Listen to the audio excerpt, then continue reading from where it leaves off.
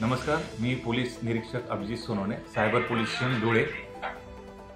आपल्याला आज आनंदाचा दिवस आहे की आज धुळे शहरवासियांना जवळपास 41 मोबाईल जे हरवलेले होते ते आज माननीय पोलीस अधीक्षक श्रीकांत देवरे सर आणि माननीय अपर पोलीस अधीक्षक अजय देवरे सरांच्या मार्गदर्शनाखाली धुळे शहरातील नागरिकांचे जे मोबाईल हरवले होते तसे 41 मोबाईल आज मंथनमध्ये वरिष्ठांच्या मार्फत वाटप करण्यात आलेले आहे।